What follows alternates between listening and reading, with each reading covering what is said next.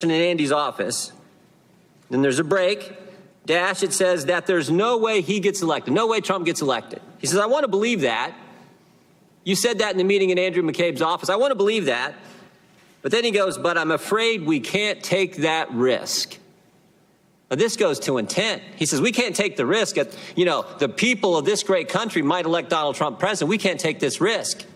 This is Peter Strzok, head of counterintelligence at the FBI. This is Peter Strzok, who I think had a hand in that dossier that was all dressed up and taken to the FISA court. He's saying we can't take the risk. We have to do something about it. Now, don't forget the timeline here either, Mr. Rosenstein. Peter Strzok, January 10th, he's the guy who changes the exoneration letter from gross negligence, criminal standard, to extreme carelessness. July 2nd, he's the guy who sets in on the Clinton interview. July 5th, 2016, that's when Comey has the press conference and says, we're not going to prosecute. Clinton's okay, we're not going to prosecute. And then August 2016, we have this text message. The same month that the Russian investigation is opened at the FBI, August 2016.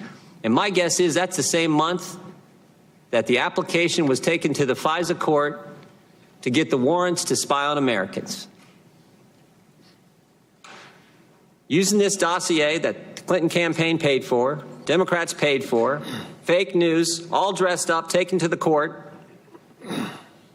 So I got really just a couple basic questions. Because it seems to me if the answer to any of those two questions, if the answer is yes, if you guys paid Christopher Steele at the same time the Democrats in the Clinton campaign were paying, or if you took the dossier, dressed it all up, took it to the FISA court, and used that as the basis to get warrants, and now we have intent in this text message saying that there's another text message. My colleague referenced it earlier, where Mr. Strzok says, I can protect our country at many levels. Says it with all the humility he could muster. I can protect our country at many levels. This guy thought he was Super Agent James Bond at the FBI. This is obvious. I'm afraid we can't take that risk. There's no way we can let the American people make Donald Trump the next president. I got to protect our country. This is unbelievable. And I'm here to tell you, Mr. Rosenstein, I think the public trust in this whole thing is